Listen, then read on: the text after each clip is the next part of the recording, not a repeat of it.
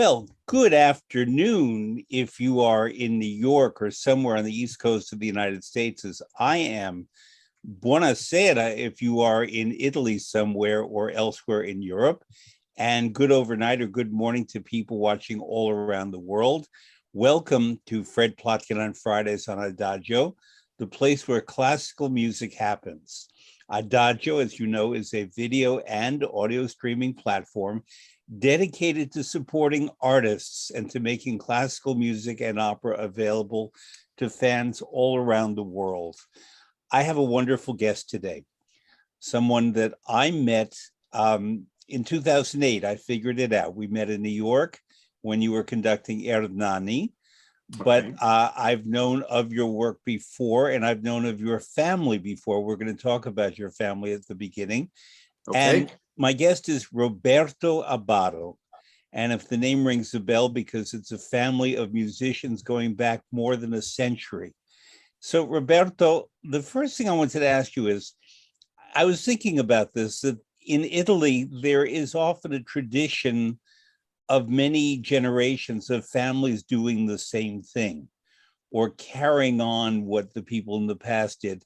So in Agnone, in Molise, they've been making bells in the same family since the year 1000, l'anno 1000. Right. And the Puccini family for generations were musicians. We know of Giacomo, but there were many Puccini family members. There are winemakers, there are prosciutto makers, there's something about the Italian way that honors the tradition of doing not the same thing, but carrying on a tradition in families. And the Abbado family is a family almost entirely of musicians. Your grandfather was Michelangelo Abbado, who was born in 1900 and died in 1979. And he taught violin at the Conservatory in Milan, the Verdi Conservatory. He taught in Palermo, he taught in Parma. He was a soloist. And one thing I wanted to ask you about him was in 1941, so during World War II, he founded the Orchestra d'Archi di Milano, in other words, the Milan String Orchestra. Did he ever tell you what it's like to create an orchestra during a war? No, I never asked. That's a very good question. I'm so sorry. I never thought to ask that question.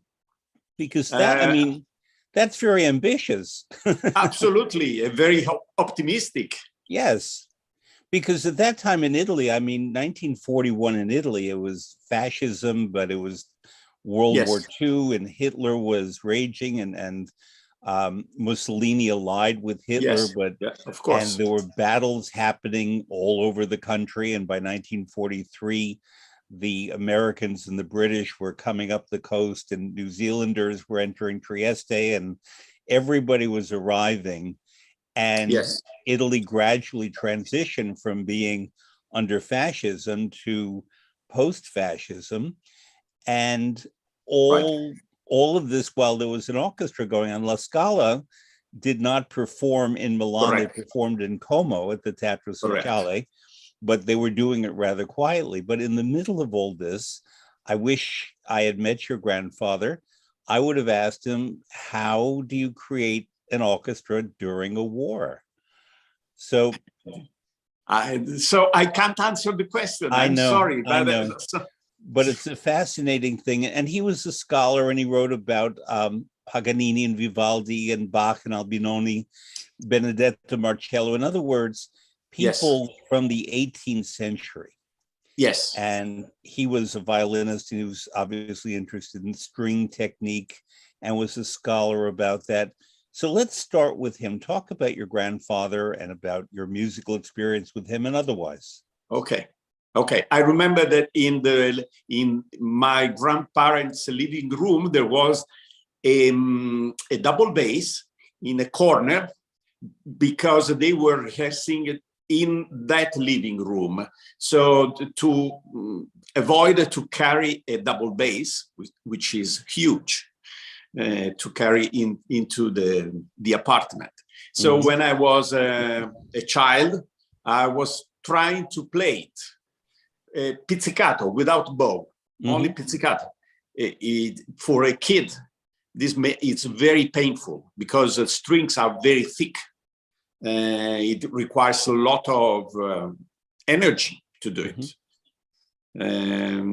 My grandmother, who was also a musician, but more interested in literature, she wrote a beautiful novel named The Double Bass, which is the story of that orchestra traveling, but the person who was telling the story was the double bass itself.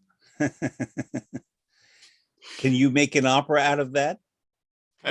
Probably too much. That sounds like it would be a nice opera. Funny. Yeah.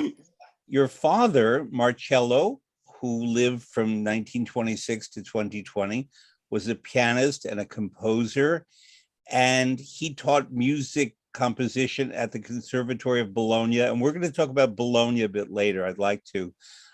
He also taught in Parma and Piacenza and Pesaro, and was the artistic director of the Symphonic Orchestra of Milan, the Verdi Orchestra for 24 years. He founded it. He founded that orchestra. So yes. There's not a family during the war. tradition. There's a family tradition of creating orchestras. Yes, and then later I'm sure that you will talk about the most famous and important, my uncle Claudio, who created several orchestras, not just one. But let's stick to your father for a moment. Yes. When you were growing up and he was creating orchestras, where did you fit in this whole ambiente, in this whole environment of a grandfather who was a musician and a father and an uncle? Did you feel that it was a pressure to continue in music, or was it just a natural thing? I was not interested in music besides to play the double bass. I was absorbing music from the first day of my life. And I remember that together with my brother, which is 3 years younger, we were going under the piano, under the piano to listen music from that perspective. My father was practicing piano every afternoon. In the morning, he was traveling to Piacenza because Piacenza is quite close from Milan, going south. It takes by train, probably at that time, it was taking 1 hour. So he was waking up very early, going there, spending the morning, and then in the afternoon, he was practicing. And we were listening in music from there. It's an incredible experience. I recommend anyone to do it. It's so loud. The body vibrates with the sound. And it's such a physical experience. And it's very strong emotion, very emotional. Do you, you'll understand now why I'm asking this question. Do you think that if you sit under a piano or next to a violin or a double bass or near a trumpet or trombone or drums, that a child experiences differently and perhaps relates to music differently depending what that instrument is? Depending on the instrument, maybe not. Maybe, of course, piano is the most complete instrument, but on the other way, a pianist that doesn't take care of the pitch. It takes care of other things, but at least the piano is the only instrument who can give a feeling of an entire orchestra. Piano and organ, obviously. Yes, I'll tell you why I ask. Just yesterday, with modern technology, we can access things we could not before.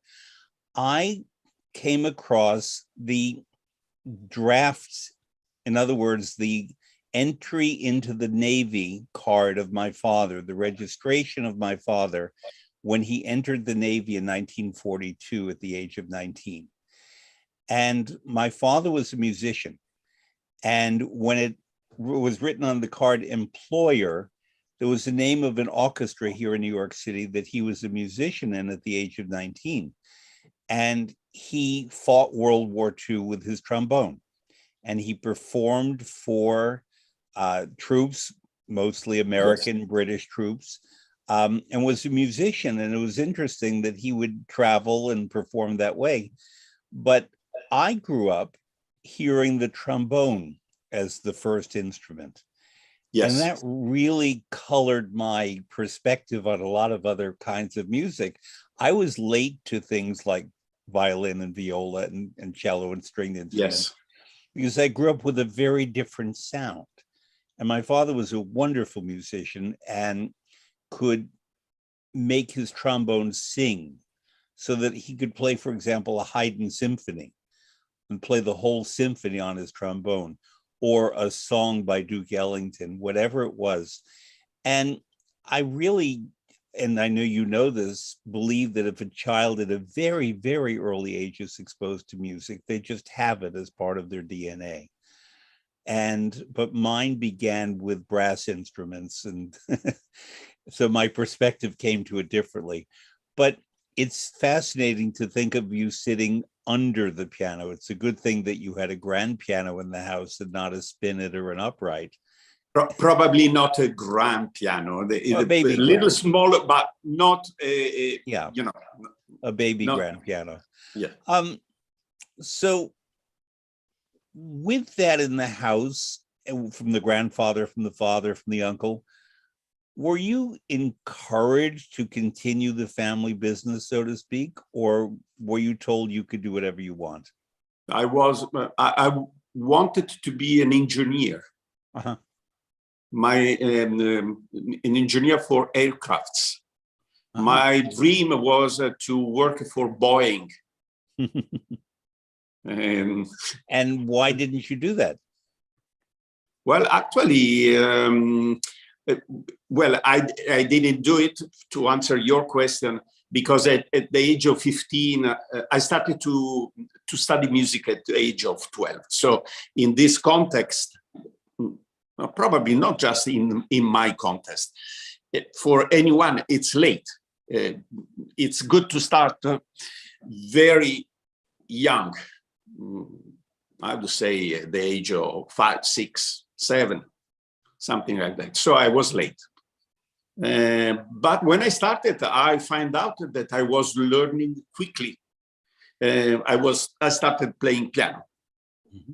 So I was improving very fast, but still not really interested in music until I turned 15, and a teacher of mine asked me if I wanted to, I should better say, this teacher was teaching music to children, but really small, like 4, 5, 6 years old, using the Carl Orff system. Mm-hmm. So Carl Orff wrote many easy melodies for children choir, and also with an accompaniment of percussion, a smaller percussion instrument made for children. So this teacher didn't want to really conduct them. He prepared them. And then he thought that it would be nicer if a student would also be the conductor. So he asked me, would you be interested in doing it? So I said, I have no idea how to do it. He said, don't worry, I will teach you. So I started and I did my first rehearsal. I can't call it a rehearsal. Mm-hmm. I've tried to do something, but I felt in love. I felt in love with music, actually. Mm. Typical of that age, teenager, you know, yeah. Something very strong, very emotional. And that love is still there. That's great. It's the passion of in my life. And do you fly airplanes? As a conductor, you are in them all the time, but did you maintain a relationship to airplanes in another way? No. I'm still fascinating by aircrafts generally. Later, when I was at that age of 15 until I was 19, I started to build some flyer models, gliders, radio-controlled gliders, and I became quite serious. I had a license, and I was taking part of competitions. But then when I turned 18, I said myself, and now it's time to take music seriously and start really doing things in the proper way. I think it's fair to say, though, that as a direttore d'orchestra, as a conductor, you're the pilot. If you think of it that way, and you're piloting the plane, and all the passengers are the orchestra members, and maybe the people in the back are the audience. And you can speak to them and say, good afternoon, this is your pilot, Roberto Abbado, and we're flying today from Milano to Vienna, and we will play music. Short, okay. Short. All right, from Milano to Tokyo. And that's long. And we will play for you. We will have in-flight video of Verdi's Don Carlo in the Italian version. And then in the morning, we will have Edvard Grieg, and we'll have music to wake you up with gently in the morning. I have tried with different airlines, but especially Delta, to convince them to create musical programming that's not just about entertainment, but really about the morning mood, because music, depending when in the day you listen to it, affects you differently. I love that in the music of India, the ragas they have, there are morning ragas, there are afternoon ragas, there are evening ragas, and it's a different energy that comes with that music. So that for takeoff, I would always have a Rossini overture, for example. It does not have to be William Tell, but any Rossini overture. Then during dinner, perhaps something that does not disturb the digestion too much. So maybe the Mendelssohn Symphony No. 4, or and then as we're about to put on the IMAS for the night, some Chopin nocturnes. And then when we're arriving at our destination, we will have probably some more Rossini, I think, to wake people up again. Or a nice Wagner conclusion, not Gotterdammerung, but some happier conclusion. maybe the end of Siegfried, with the happy music and the duets, and then you land with the end of Siegfried.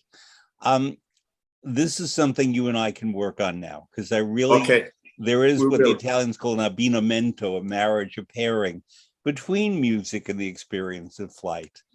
And but, you know, I think music is connected with the ascent to the sky. This is like also to walk on high mountains, to walk through a glacier. It's an experience that can be related with the music. Music is the most, it's the most free art between all arts. Well, you know, we could also, for example, if you're taking off from Milan Malpensa and flying to Tokyo, when we fly over Finland, you can play Sibelius, Finlandia, and then you can have a very long Russian music for flying over Russia to get into Japan. Thematically could also be that, but I think that dining music on an airplane would make everybody a lot happier with the food.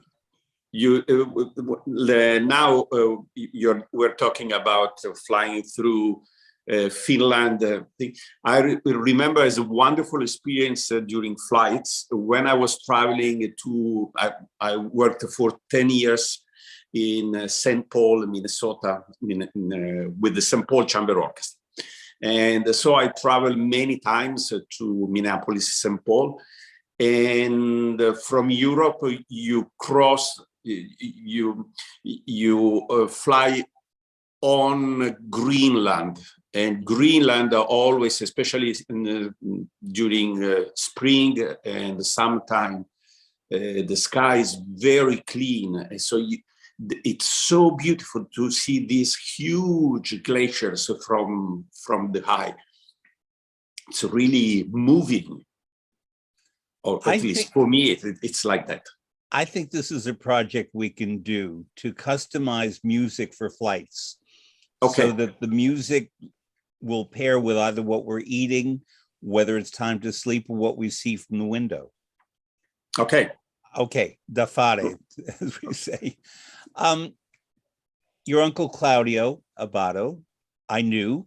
I was very honored to know him, and he was a wonderful mentor, teacher to me, as he was to so many people. I knew him when I don't think you know this about me, but I was a student at the University of Pavia. And yes, when I was in Pavia, basically I was living in Milano and I was working at La Scala and a bit at the Piccolo Teatro as the assistant to Giorgio Strehler. But Maestro Abbado was always there and often doing productions together with Giorgio Strehler. And yes, I've written about him a lot, and people know my feelings about him. Talk about him not for the moment as a musician, but as an uncle. As an uncle, well, I should go back to my childhood. I remember we had a wonderful tradition on every Sunday. My grandparents, those who owned the double bass in the corner, were inviting all the three son and the daughter together with their family. So I was there to lunch every Sunday. My grandmother, sorry, my grandmom was Sicilian. She was cooking Sicilian food, which for that reason, I still love. You can, everyone can understand. And often Claudio wasn't there because he was already around the world working. And after lunch, the kids were visiting one of the house of the others. So it's so that the other son and daughter could have a break in the Sunday afternoon break. And the kids we were 8 kids, and we were playing together. So I remember when I was going to Claudio's house, Claudio's apartment, and I was fascinated by many things. Number one, in his studio, where he was learning scores, he had, how is it called in English? It's in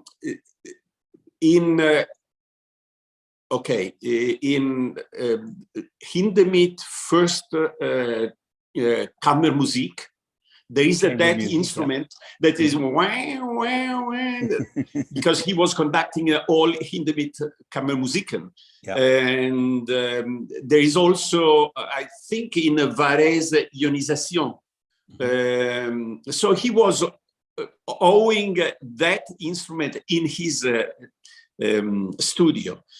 After that, he was practicing, studying all afternoon, but more or less at 6:30 p.m., 7 p.m., there was the soccer match, just one was at that time, on TV. And he was stopping anything to watch the soccer game, the soccer game match. And the other thing that I was very surprised to find at certain moment, that in the living room, beside a sofa and etc., there was a ping pong table. Because he loved to play ping pong. It's a sort of You know, it's good for the brain to have something to distract. So when a friend was coming in the apartment, a friend that could play, he had fun in doing these things. In my experience working in opera houses around the world, many opera houses have ping pong tables. Yes. I've noticed that it's an interesting way of svago, as the Italians say, of just sort of mindlessly doing something else. And I've seen opera singers dressed as Madame Butterfly or as Rigoletto with the hunch and so on, playing ping pong and then putting the paddles down and going out and singing. I don't think people know that about the opera world. But yeah, not just in the opera houses. When I was working for the Bavarian radio, there was in the cantina, next to the cantina, a ping pong table where musicians were having fun and relaxing themselves. So I'm about to ask you a serious question. Do you think that music can be composed for ping pong? In other words, you can have other musical instruments, but one of the percussionists or two would be playing ping pong as part of the, you know, sonata per orchestra e ping pong. Okay. Well, I when you started to say about ping pong music, Debussy composed the Jeu, which it's a ballet based on the movements of the tennis ball. Yes. The effect that a tennis ball can have, a ping pong ball also can have. And then, of course, and I'd never thought, Roberto, we'd be talking about this, but in Turandot, we have ping, pag, and pong. Okay. Anyway, back to the Abbado family. You were saying that everybody stopped to watch the partita, to watch the soccer game on Sunday. No, just him. He was watching. Just Claudio. Claudio. Did different members of the family support different teams, or were you all for one team? Yes. Claudio was supporting Milan. And his younger brother, Gabriele, who also unfortunately passed away, he was supporting Inter, which is the other Milanese team. Yeah. So there was a bit like this friction, but they were very good together, Claudio and his younger brother. And who do you support? That's a different story. I support Lazio Rome for a completely different reason. It's surprising because I was born in Milan. Yeah. And I'm together with my brother. We are probably the only Milanese who are supporting a Roma team. I think so. Because the other family, my mother's family, my grandfather was president in the 50s, was president for 2 years of Lazio Rome, which is not just a soccer team, but they have many sports. It's what we call a polisportiva. Yes. I support Sampdoria, which everybody is surprised at. Sampdoria is the second team, the other team in Genoa. And there is the Genoa team, and they're fine. But I support Sampdoria. One of the first team in Italy. Actually, It's still called Genoa and not Genova because it has the English name, because the British have imported soccer in Italy. Exactly. Milan, same thing. That's why it's called like that. I support Sampdoria because it's a team that has a working class tradition. It's the team, and Americans would know in American football, the Green Bay Packers were meat packers, and that's why they're called the Packers. And Sampdoria were the braccianti, the stevedores, the working men who worked in the port of Genoa, which is the biggest port in Italy. And they were the people's team, in effect. And they had a very different figure and people who were striving to go ahead in the world of soccer would often wind up at Sampdoria, and they've not won for many years. They were champions in like the 1930s, but Yes. yeah, but they're a wonderful team because of their tradition. Yes, it is. And they have beautiful colors on their shirt. So now I'm going to transition in a very interesting way. Parma, the soccer team in Parma. Yes. Famously, they eat Parmigiano Reggiano, the cheese, 45 minutes before a match because of the energy. It takes 45 minutes to metabolize the cheese. And they believe that just as they're going onto the field, onto the pitch, their energy is at the right place. How do you know that? Do you know that? I didn't know. You're the first who is telling me this. Everything you need to know about Parmigiano Reggiano, you can ask me. I know you live in Parma. I should. No, I don't live in Parma. Part-time. I should have said at the very beginning that you are the music director of Parma's Verdi Festival. And Correct. Also the chief conductor of the Filarmonica del Teatro Comunale di Bologna. Correct. And so therefore, you get to eat Parmigiano Reggiano as often as you'd like. I love Parmigiano Reggiano. But when you started to say about the Parma soccer team, immediately I thought about soprano Mirella Freni. Yes. Because before a performance, at lunch, she was always eating spaghetti with tomato sauce and a lot of Parmesan cheese on top. Pasta and generally carbohydrates are very good to be eaten at lunch. And I also follow that diet. I think it's very good. It gives energies that are good for a performance. But she was traveling with a large piece of Parmesan cheese in the suitcase, because now you can find it everywhere. But decades ago, it was not so easy to find it. I had the good fortune to know her very well. She was the first major legendary artist that I ever worked with. When I was 22, it was with your Zio Claudio and Giorgio Streller and Simone Boccanegra in Milano. Yes. I was the assistant, and she taught me so much. And one of the things was that dish. And I would sometimes, she would taught me how to make it to her preference, how much tomato sauce, how much cheese, how much al dente the pasta. And I would make that for her. And she would say, I'm not talking, I'm just going to eat. And I would prepare it and leave it and then go out. And Luciano Pavarotti ate a lot more than Morella did. And he would travel with all kinds of food products. When he went to China, he brought practically an airplane full of food, not just for himself, but he would prepare these dinners in China and serve it to everyone.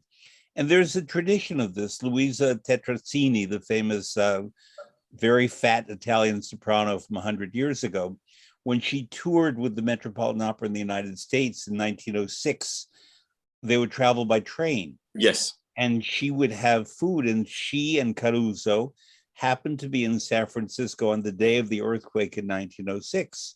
Wow. And Caruso was frightened, and he got in a rowboat and crossed the East Bay into Oakland. He had somebody row him. And we have drawings that Caruso made of San Francisco after the earthquake. Tetrazzini stayed in San Francisco and cooked for everyone. So that in Northern California, there are several dishes that are called tetrazzini that she created or served right after the earthquake. So there's this wonderful tradition. But let's get back to Parma. Okay. Parma we think of as the home of Verdi, although he was really not from Parma. He was from Busseto, from Roncole, from Sant'Agata, which was in the province of Parma, but very close to the Po River and Cremona. And in a way, he had an orientation that was partially Lombardia, Milan, and partially Parma. But these lands are known as the Terre Verdiane. Yes, And correct. people who visit Parma, and if they're smart and go to the Verdi Festival, tend to also visit the Terre Verdiane. I Yes. love them. Many Yes. people don't think of them as what they expect. They're very agricultural. They're not traditionally beautiful, but I think they're very beautiful. I love the fogs in the morning. Would you talk about being a young man in music in a musical family, living in Milan, but also spending a lot of time in Emilia Romagna, I would think, in Piacenza, Parma, Bologna, Reggio Emilia, Yes. Modena, and the experience of living Verdi. I'm gonna describe it that way: living Verdi as a young man, and then as a professional musician. Yeah, my experience with Verdi were mainly in Milan at La Scala. And as you, I was listening performances, many performances, and also rehearsals. You mentioned Simon Boccanegra, but I should say, or not. Obviously, those who Claudio conducts, but also Carlos Kleiber, the famous Otello, that was unbelievable. So many things. Don Carlo, not Aida, because I was still living in Pesaro, because I moved there with my family before. But Un ballo in maschera, I remember, yes, of course. But probably the Simon Boccanegra was probably the highest point of all of them. Yeah. Claudius thought that Simone was the most beautiful Verdi's opera, which, really? Yes, seriously. But in fact, conducted by him, that opera was really very moving, he had a strong connection. I don't know how, but he had a very strong connection with that opera and with each one of the characters of the opera.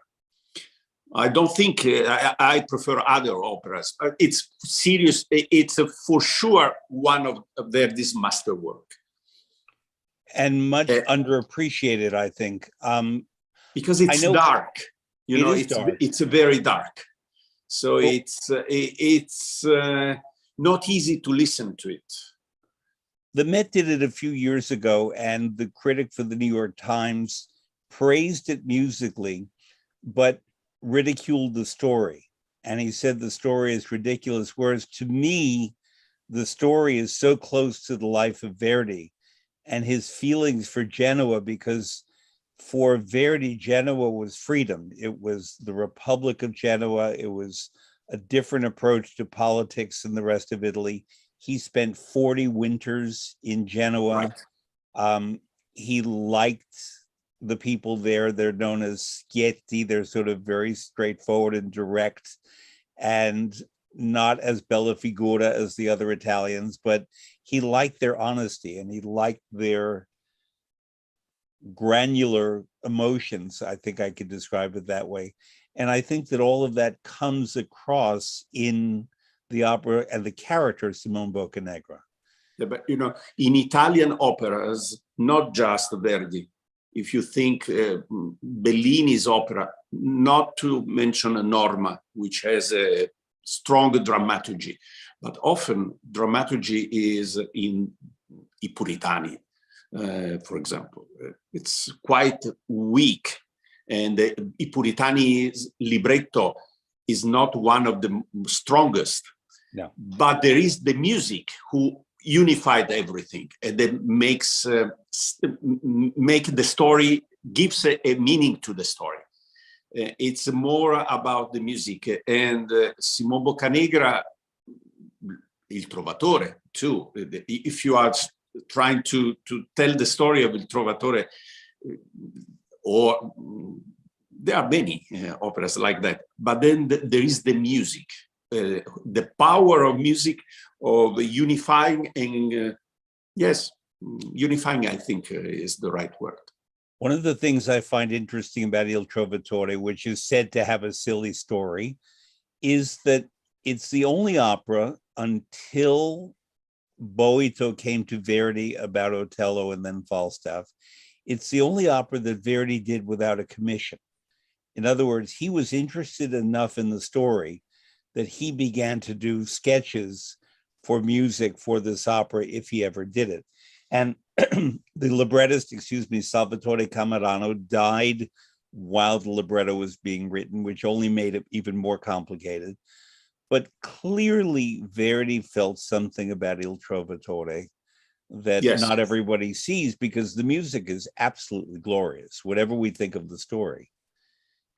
Absolutely. The music is very powerful and different from other operas of that period, because usually in Italy we have the tendency to talk about Rigoletto, Trovatore and La Traviata, like the popular trilogy, we call it.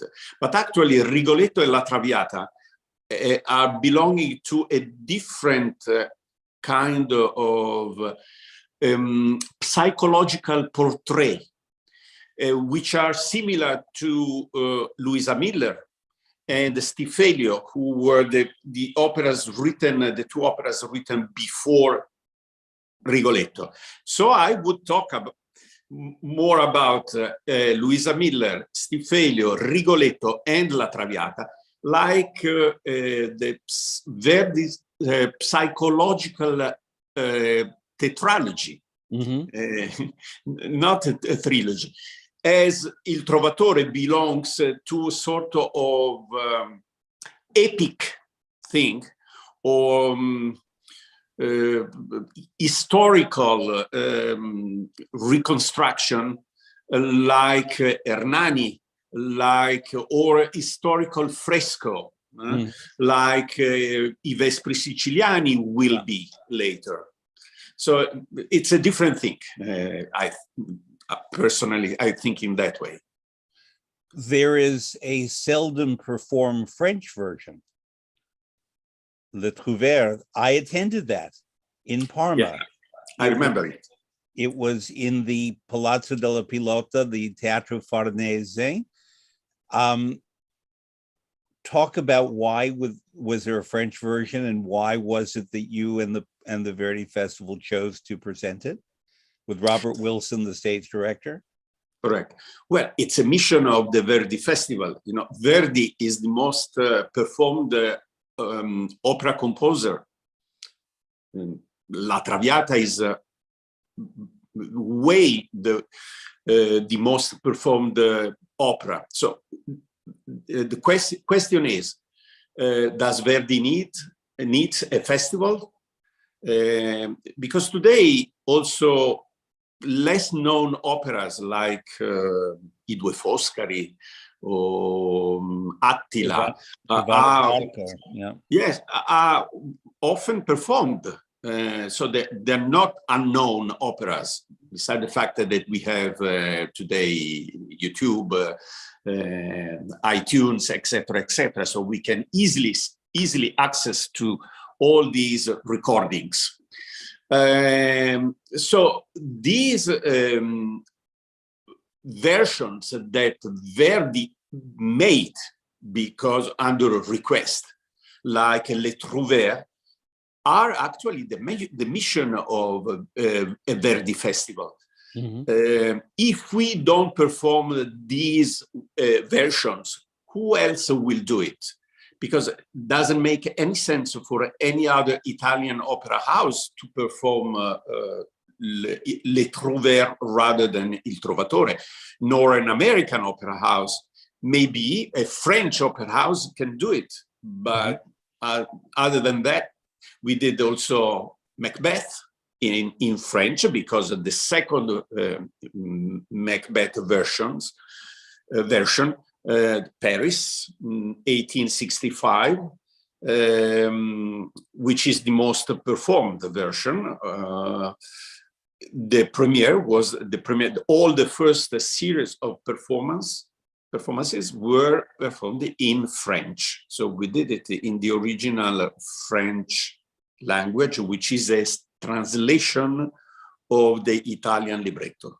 Mhm. It's Verdi didn't write it in French. He wrote it in Italian. And it was translated in French for that world premiere. So we did it 1.5 years ago. Mhm. When, and I saw it, when you are conducting Verdi in French, and let's say you know in your head Il Trovatore in Italian, what do you as a conductor have to adjust in your performance, in your approach to the music, that maybe the language requires? Because certainly the sound of French is different from the sound of Italian. You know that Debussy said that he would be happy to hear La Bohème in French, because La Bohème actually catch so well the Parisian atmosphere that it would be great to perform it in French. I think so. That would be actually another interesting project after we do our airplane project, is to do operas in the language of the place where they're set. Ah, okay. So Madame Butterfly in Japanese. In Japanese. For example, that would be very interesting. No, it might. Turandot in Chinese? No, Turandot in Chinese, of course. Mandarin. Mandarin, yes. Mandarin. And, you know, we could really go much further, you know, Massenet, El Cid, Le Cid. In Spanish. Right. And it would be interesting. All right, that's for another, maybe in concert. But before we get away from the Verdi repertoire, I wanted to ask you, I have seen all of the Verdi operas in all of their different language versions, with one exception. I have never seen Alzira. Mm-hmm. I know nothing about Alzira.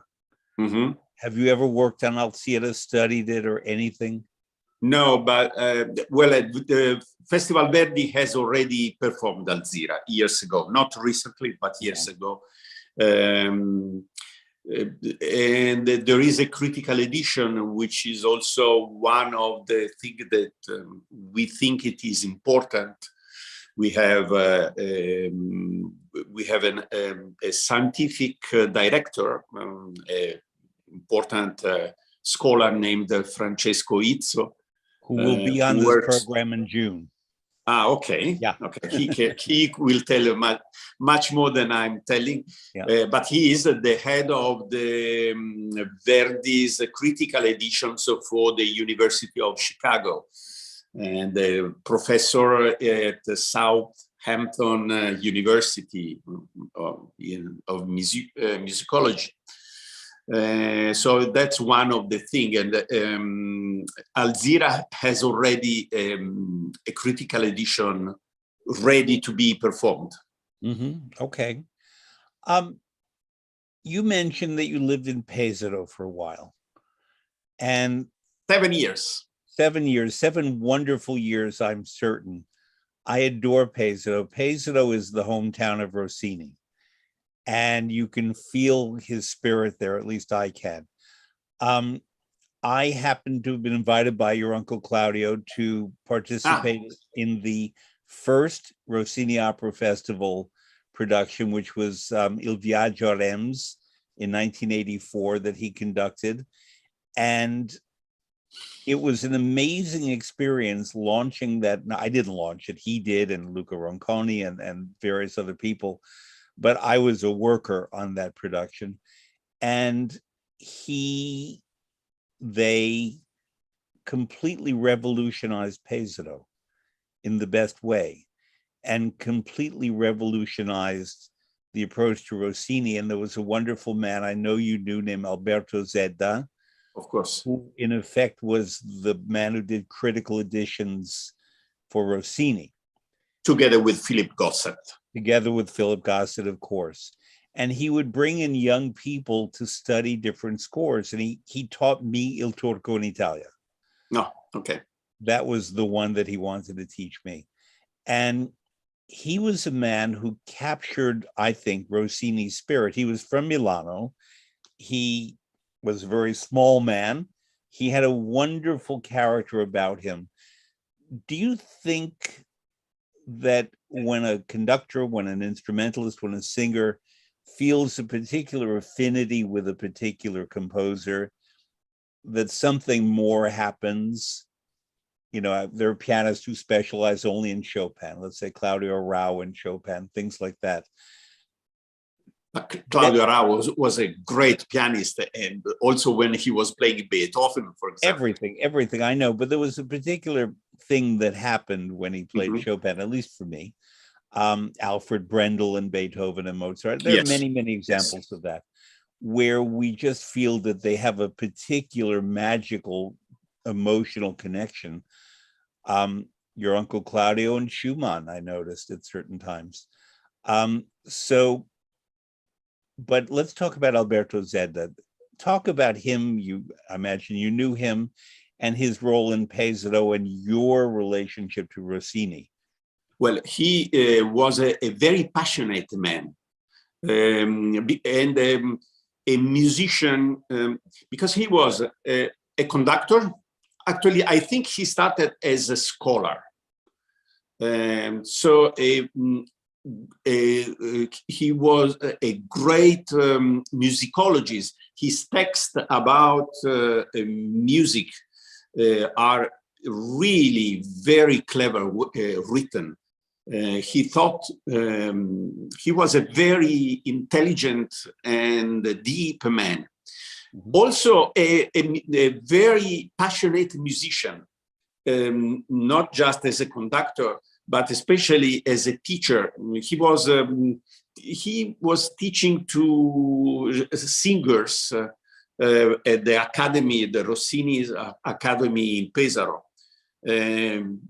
giving a lot of energy to them, how to interpret that music, because Rossini, you usually think is more technique, coloratura, is a sparkling music, but there is a very much of an insight in his music. It's harder to understand sometimes.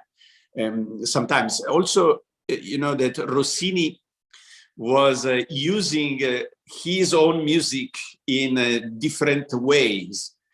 So a piece originally written for a buffo opera could take place later in a dramatic opera, without changing the music, just the libretto, the text. So it's our job to change the character of that music and giving a meaning, but that presumes that we understand that music and we believe that music. I wanted to say that the idea of that festival, the Rossini Opera Festival, was by a man that lives in Pesaro and has been the intendant, the general manager of the festival for many years, Gianfranco Mariotti. He was a doctor originally. He is. He is a doctor. He is quite old now.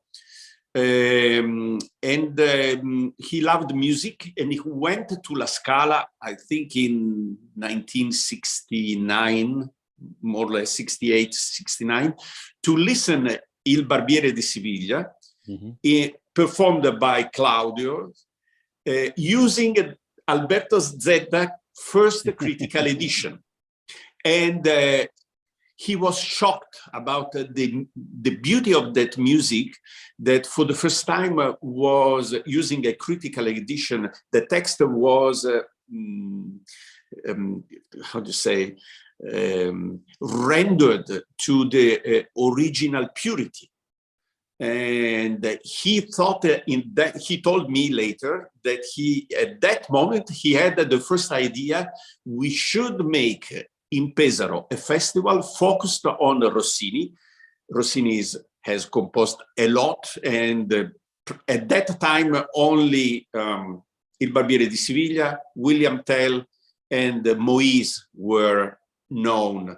La Cenerentola Cinderella was rarely performed the others opera unknown. But Cenerentola had a very famous production in 1970 by Ponell that starred Frederica von Stade. But that was later.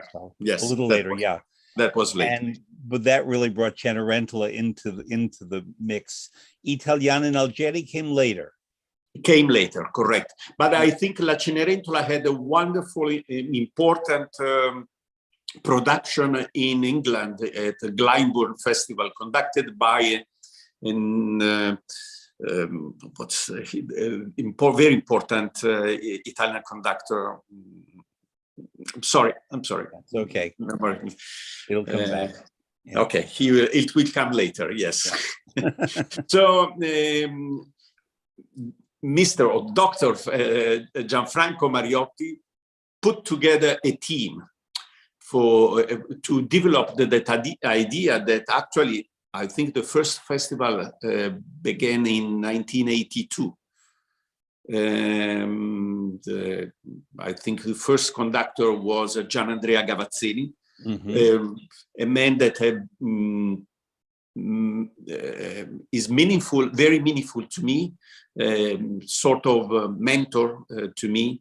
One of those, he belonged to the generation of old conductors, old Italian conductors, very intellectual man, very knowledgeable, impressively knowledgeable. And so they developed that festival that is still very famous and still producing many interesting things, I think. So Gavazzini, since you mentioned him, I've been thinking about him lately. He was old school, but he lived a long time and he conducted well into a very old age. Correct. So that people of your and my generation were able to actually hear him a lot. Yes. And the conductor Gianandrea Nozeda was named for Gianandrea Gavazzini. Correct. And Gavazzini in Milan especially had a very powerful, and I believe Bergamo had a very powerful influence on all the young musicians of his time. Sorry, he was a very fascinating man, I should say. A conductor who was giving his own way or his own vision of the piece he was performing to all singers, chorus, orchestra, stage director. You know, one thing that I learned from him and even more from Claudio, and they have learned from Arturo Toscanini, is that conductor and stage director should work together before the performance. This is what I have done this morning. I went to Parma to work with the stage director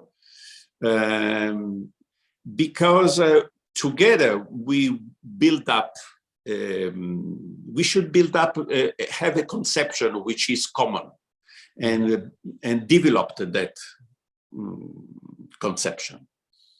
Because in the simplest terms, sometimes a stage director will ask a singer to do something physically that she doesn't want to do because she may feel it compromises the quality of her singing. So I've seen this happen even with very courageous singers, that sometimes they say, if you have me with my head lying over the side of a bed this way, I can't really sing the way I want to properly sing. Correct. I'm going to quote something from George Schulte that he said many years ago that I think is an interesting concept. I don't always agree, but I'd like to know your thoughts on it. He said that a production of an opera should look like what the music sounds like. And that would immediately suggest, I think, to people conservative, traditional. And I don't know if he necessarily felt that, but if I were to say to you, the production of an opera should look like what the music sounds like, how would you respond to that? Well, you are beginning an important and very controversial theme. about I guess behind this question, that question. So the controversial question is about modern, so-called modern staging. And in my opinion, it's not that the point. The point is about a good staging, strong, that respect not just the music, but number one, the dramaturgy that composer and poet has thought together. So it's not matter of traditional or modern. It's matter of something strong, good, appropriate, correct, respectful, and the rest comes as a consequence. I remember when with Mr. Maestro Gavazzeni, I've studied many operas.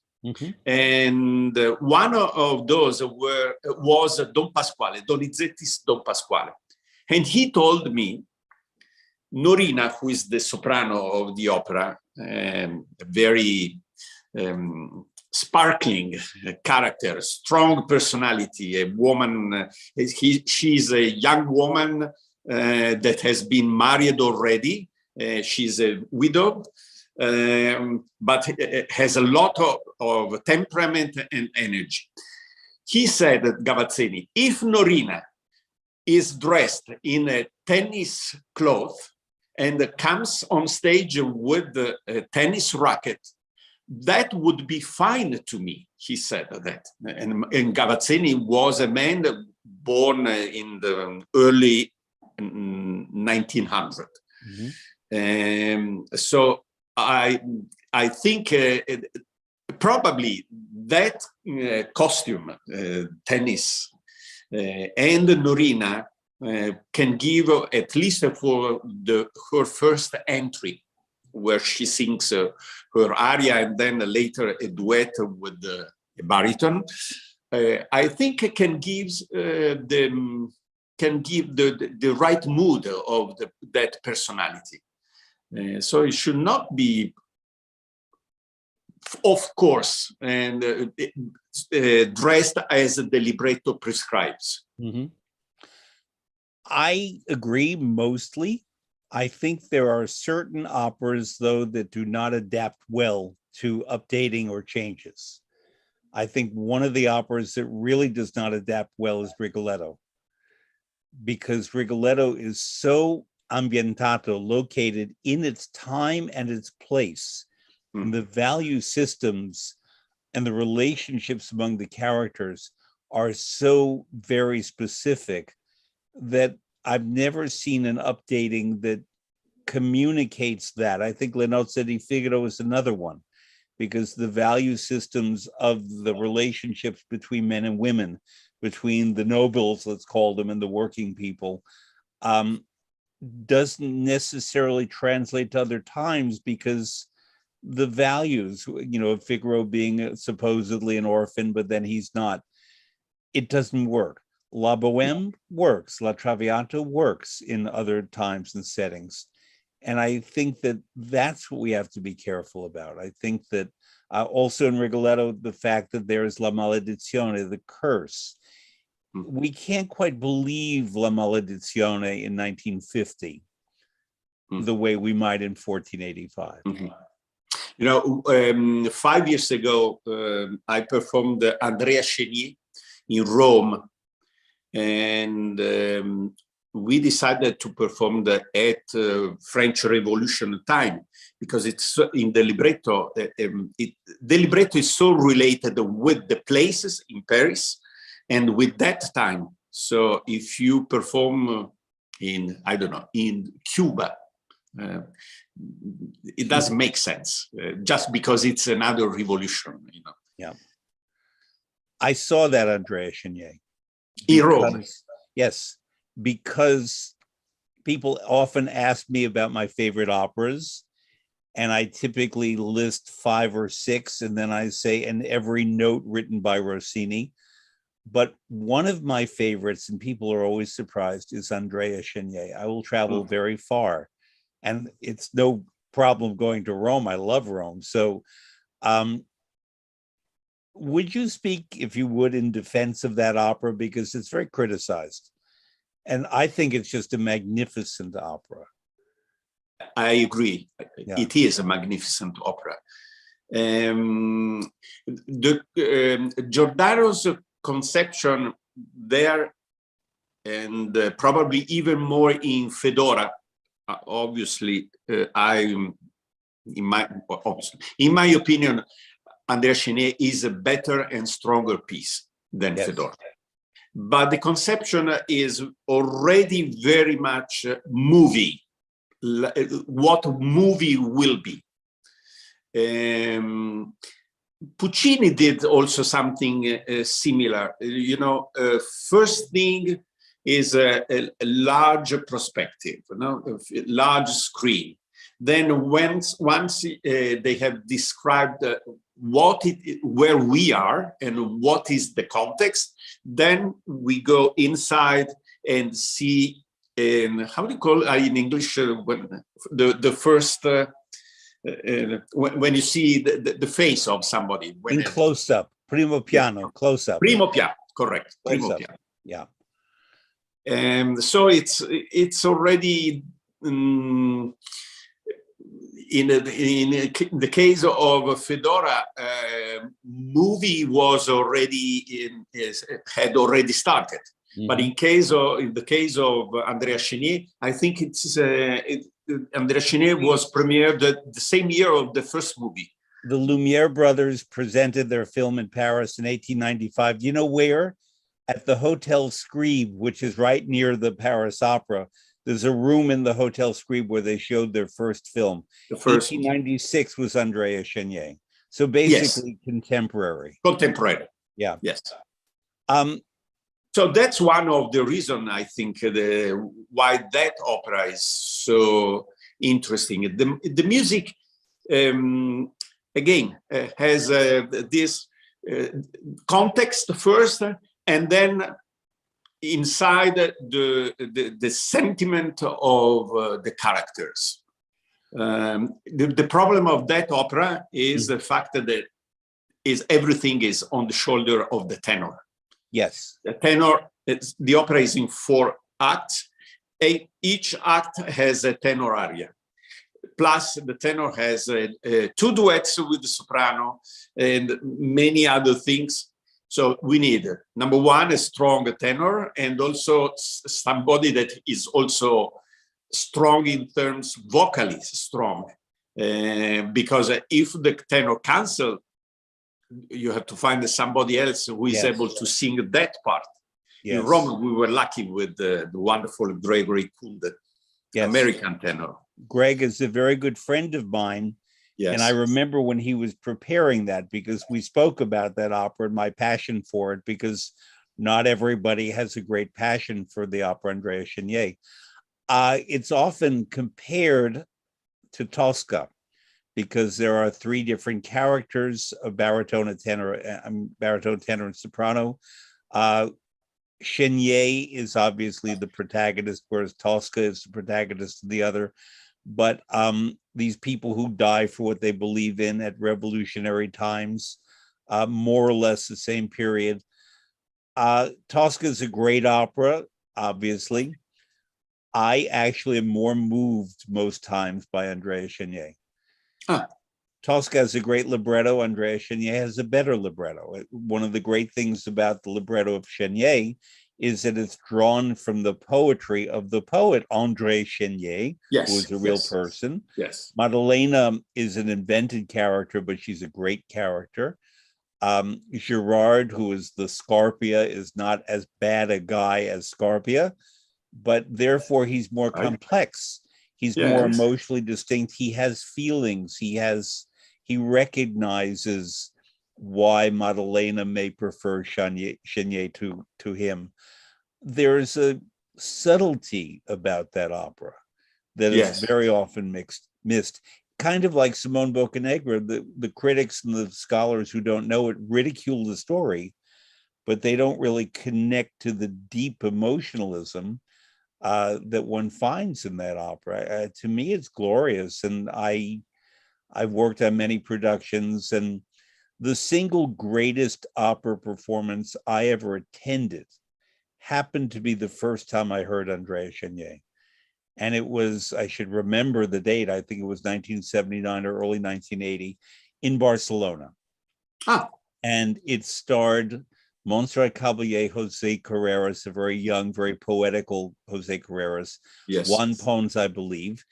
And it was the first time in the reforms that happened in Spain that the program could be printed in Catalan in addition to Spanish. And everything was bilingual, Catalan and Spanish. Yes. And these Catalan singers, Caballé, Pons, Carreras, were singing in front of a Catalan audience who for the first time were recognizing their identity and their language. Yes. Because the opera Andrea Chenier is about language and poetry and standing up for what you believe. Viva la morte insieme at the very end. The audience completely recognized there being Catalan in that. Yes. And the singers were fed that by the great Barcelona audience. It's one of the best audiences anywhere. And the singers responded not by overacting, but Caballé was magnificent, extraordinary. And Carreras just was amazing because he has the feeling of the poet about him. Yes, many that's right. Great tenors, Luciano and Domingo and Greg Kunde, many. But there was something particular about Carreras. I heard Jonas Kaufmann, who was great. Something about Carreras in that moment, in that role, that just made me understand everything that opera could be. Carlo Bergonzi. Also, who I didn't heard live in Andrea Chenier, but there is a recording of him which is great, and he was really interpreting and feeling every note and every word of the text. Really fantastic. So let's bring it back to Parma and Busseto. Let's talk about Carlo Bergonzi, who was a magnificent tenor and a great teacher and a great chef. He taught me to make many dishes, actually. He made something called caramelle verdi, which are these folded pastas that they look like wrapped candies. Yes. They have various different kinds of meat and cheese inside. That's more Piacenza, Busseto, that area. Right. He had a hotel called I Due Foscari and a restaurant there. Yes. And when we worked in Busseto, we would stay there. And I went in the kitchen, and Carlo was a wonderful cook. But Carlo was also, he had, and I mean this in the best way, a particular Emilia-Romagna pronunciation that was in the front of the mouth. Luciano had it, but Carlo had a different, slightly lisp sound, a whistling sound. Yes, exactly. And the sound that he made when he spoke sounded funny, but in his music making, in his singing, it was so beautiful. It was soft. Talk about his use of fiato, of breath, because I think we can all learn. I mean, I remember when I once saw Domingo Pavarotti and Carreras together in a box at Carnegie Hall to hear Carlo Bergonzi. They respected him that much. Yes. Talk about him if you would. Well, I never met him in person. So, okay, but his singing. And also, I never heard him singing live. I know him only by recordings. But as you mentioned Carreras in Andrea Chenier, Domingo Pavarotti, but then immediately I said Carlo Bergonzi. And he was especially famous, appreciated, praised for his Verdi. Radames, for example, unbelievable, really unbelievable. Here I am, an American imitating an Italian.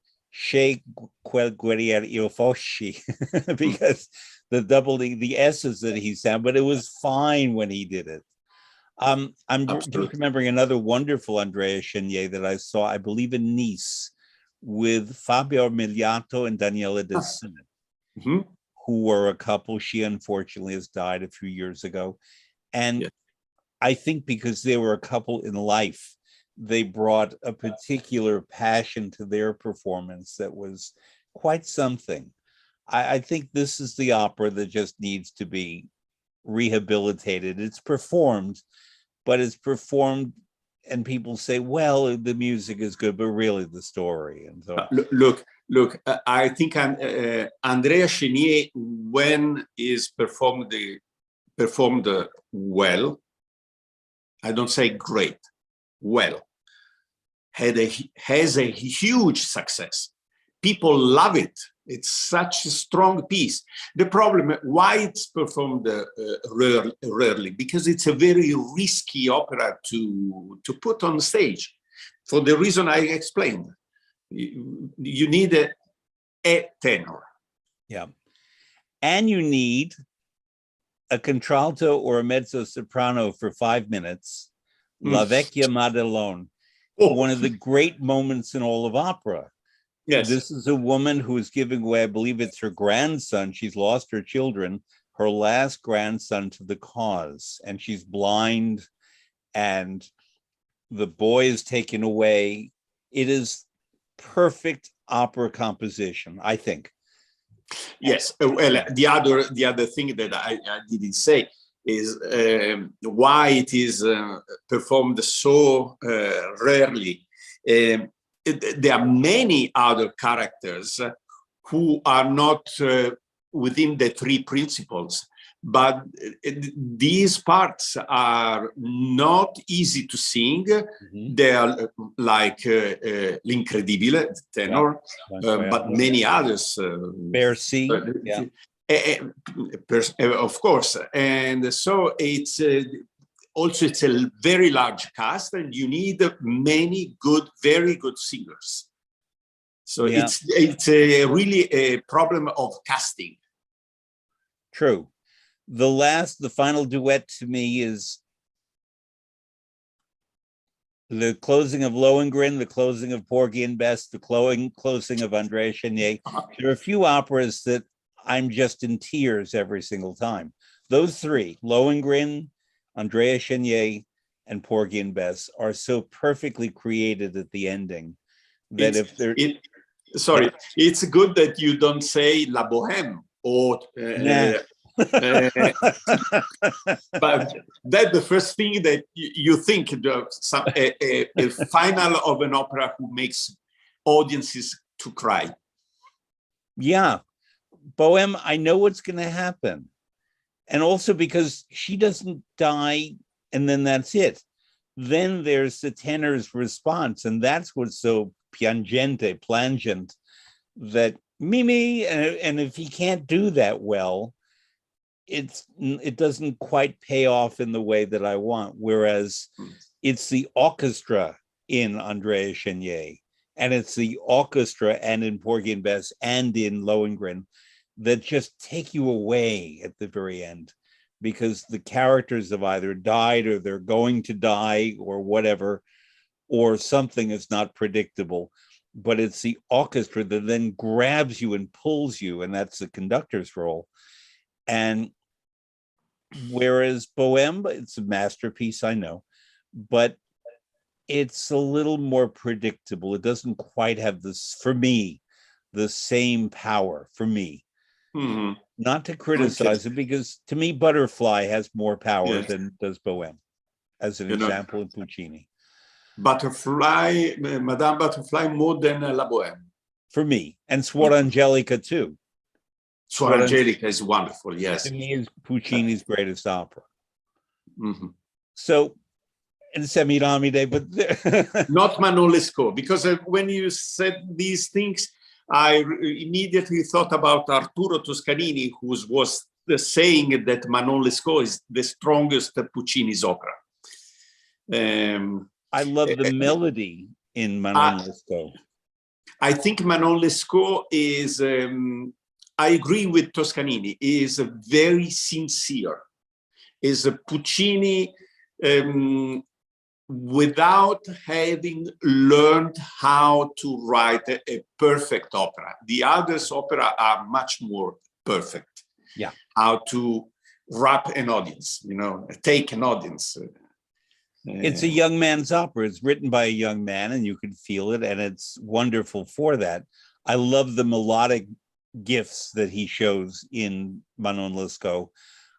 I just find that the pacing, the fact that there are 3 intermissions often, and it structurally, there are things to improve, but I'm not here to criticize Puccini. But I will say something about Puccini. You were talking before about Verdi and Italy. I believe that, well, I love Verdi, and I once asked a man from Reggio Calabria who didn't know anything about opera, what does Verdi mean to you? And he said, Verdi was our composer when Italy became Italy, and therefore represents unification and all of that. Yes. I believe that in America and maybe England, they prefer Puccini to Verdi because the family structures, the relationships in Verdi that are so very Italian don't exist in Puccini. Puccini is about the individual. And in the United States, which is a society often based on individualism rather than collective experience, we see the problems that are faced by Tosca, by Mimi, by all of these characters. And many Americans identify with that. Yes. I guess because although I am an American, I'm very Italian focused, I much more understand the tessuto, the texture of Verdi, than the individual issues involved in Puccini. Am I in the right direction on that? How do you feel about Verdi and what he means to Italians? Verdi is, I feel like Verdi is the Italian soul. Verdi represents all of us. Verdi is the national composer. Something like Tchaikovsky would be for Russians. Tchaikovsky and not Mussorgsky. But something like the national identity. Sibelius for the Finns. Right. Elgar maybe for the British, maybe. For the Elgar for the British. Yeah. Okay. And so who would be for Austria? I would say, but this is a very personal opinion. I would say Schubert. So would I. That's my opinion too. And I think it's commonly accepted. We think of Mozart for Austria. I think of Mozart for the world, but I see Schubert for Austria. Mozart was a cosmopolitan composer. Mozart, in some way, is also Italian. Definitely. And well, he is beside the Magic Flute. His most important operas are in Italian, not just because the operas, Italian opera was the most important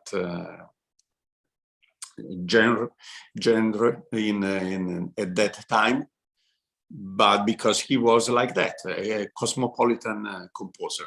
And also because when he was 13 and 14, he and his father had an extended visit to Italy and performed, I can tell you the date, December 24, 1769, in Rovereto was his first Italian performance. And he tasted the local wine called Marzemino. Yes. And years later, when he was working with Da Ponte and Don Giovanni, who lives in Spain, tasted Marzemino Eccellente Vino. Eccellente Marzemino. It's never translated that way in the projected titles. It says, oh, this is good wine. But Mozart, who was a genius, absorbed everything, and he heard Marzemino, tasted it. He then performed in Mantova, and then spent a lot of time in Bologna. And learned a lot in Bologna, where I believe it was your father studied, or was your grandfather? No one was studying in Bologna in my family. My father, Your father taught there. thought, yes, exactly, in Bologna. Right. I think he composition. Yes. Because my father had a career as a teacher, as a piano teacher, but later in composition. Then later he became director of music schools. Bologna is Piacenza and Pesaro, and then Milan. We think of the great Mozart went to Bologna to study contrapoint under Padre Martini. Yes. Because Mozart's father wanted that to complete Mozart musical background. And Rossini in 1806, I believe it was, arrived in Bologna and studied in Bologna. And it's an undervalued school. We think of the conservatories of Parma, of Milan, of Naples, of Palermo, but the school in Bologna really was very important in the formation of many great Italian musicians and Mozart.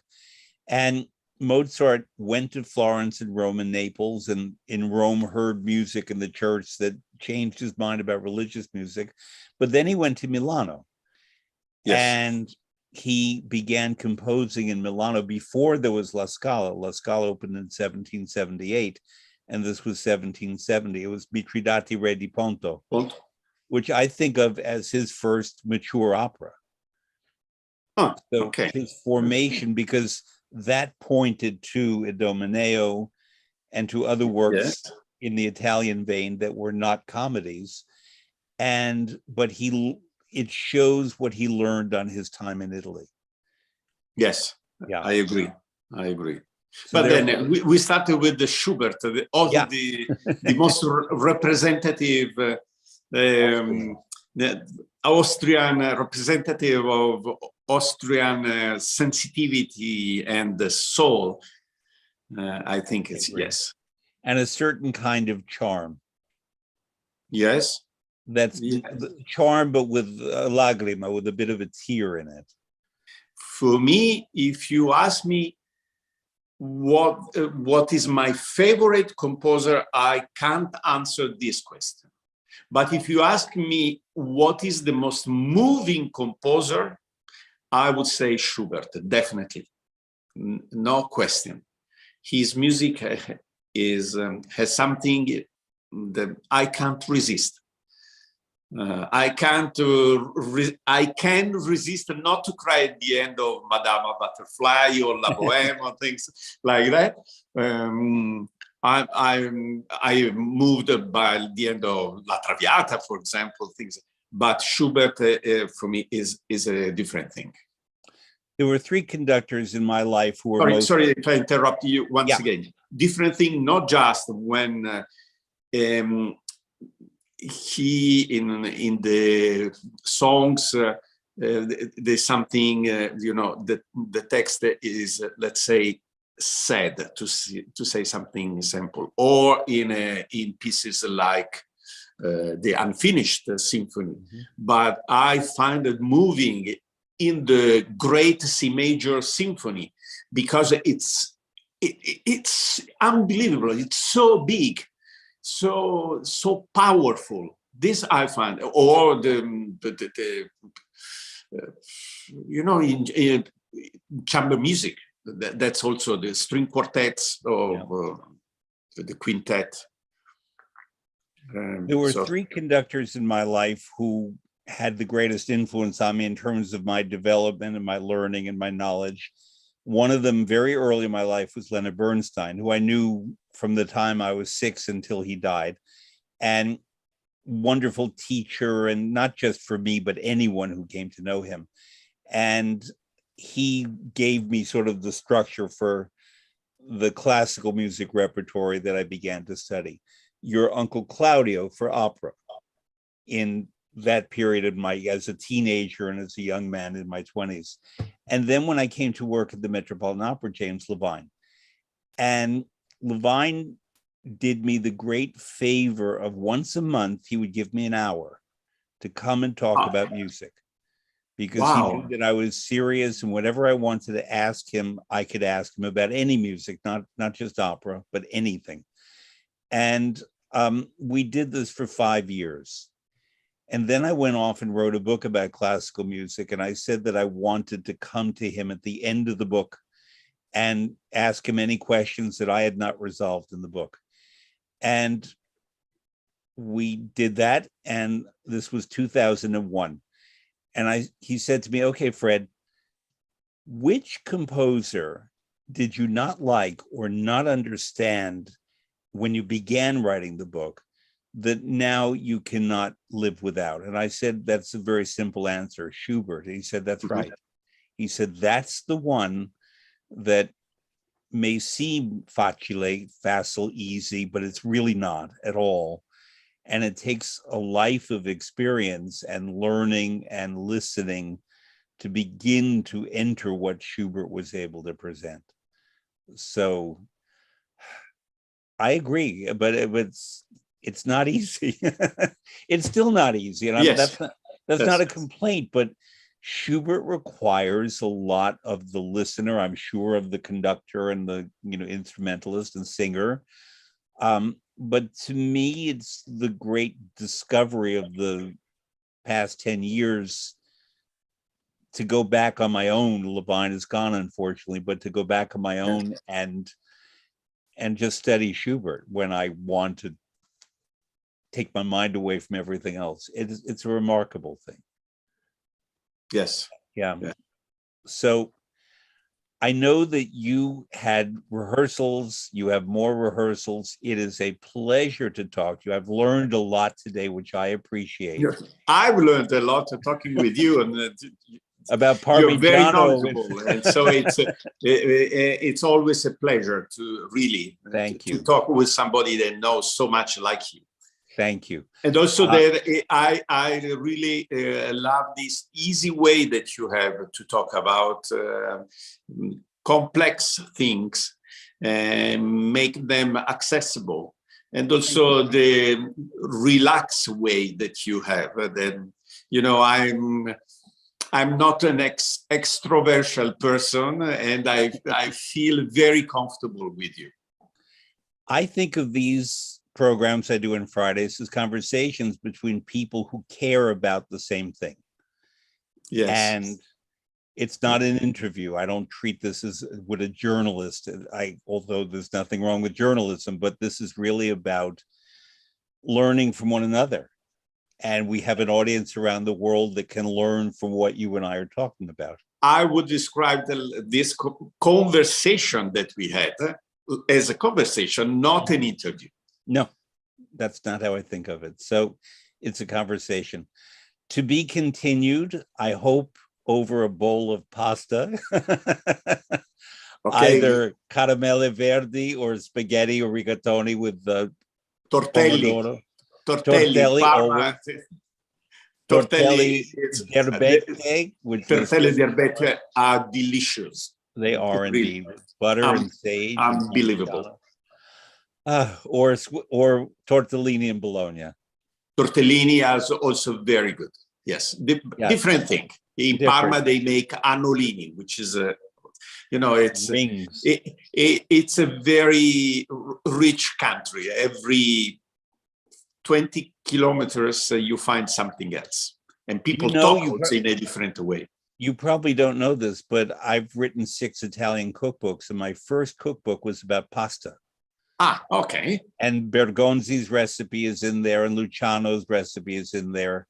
And it's not a musician's cookbook, it's a pasta cookbook. But people who make pasta very well sometimes happen to be musicians. And I can say that I'm not bad as a cook. And I've learned a lot during these past 2 years, because in the first lockdown, I had a lot of time. I started to improve, and I love it. I love it. Sometimes there was a period I was saying I eat better in my apartment than in many of the restaurants. Not to talk about great restaurants. have the chefs have a different level techniques that are much more developed, sophisticated than mine. But I can do something not bad. Is there a dish you make particularly well? Oh, but pasta, I'm good in doing that. You know, the secret of making a good pasta, obviously you need the good ingredients. Mm-hmm. But the secret, I think, is to boil pasta for not too long time, and then finish the cook for several minutes in the pan. Mm-hmm. So there you blend really the ingredients and the amido. How do you say it? The amido is the starch that comes out of the water. Yes, amido exactly. Starch, yeah. Yeah, starch, like in the take some of the pasta water and you put it in the pan. Never right. with pesto, I hope. Pesto. The pesto is a cold thing that you can add some pasta water, yes, to make it more creamy. Yes. But to make a good pesto, beside the good basilico and etc., it's important to cook pasta together with the potatoes and fagiolini, string beans. Exactly. Yeah. And typically trofie or trenette are the suitable pasta for pesto. Occasionally gnocchi, but trofie are really the ones. Yes, not easy to find. Well, in Liguria, you can find them. Yeah, of course, but in Liguria. Why do you think Verdi went to Genoa every winter? To eat pesto. Exactly. And I'm going to finish with this. There's a bakery in Genoa called Kleingutti, Klaiguti. And when Verdi composed Falstaff, it was first presented at La Scala, but the second place was the Teatro Carlo Felice in Genoa. And Verdi was in Genoa for the winter. And Kleingutti is about a 10-minute walk from the Opera House. And they created the torta Falstaff, the Falstaff cake, in honor of the production there. Okay. And when you go to La Casa, to the cash register at Kleingutti, still today, there's a framed letter to Signor Kleingutti, who was Swiss. I'll say it in English. Dear Signor Kleingutti, your Falstaff is even better than mine. Giuseppe Verdi. So that's the answer why he went, yes, when he was spending, exactly, winters in Genoa. Exactly. So Roberto Abbado, thank you so much. It's been a wonderful visit and conversation. Thank you. Thank you. I hope very soon. I had a lot of fun. Thank you. I don't know. Go eat something now. Yes, I need to have dinner now. Okay. Very good. Okay. Thank you. Bye-bye. Thank you. Bye-bye.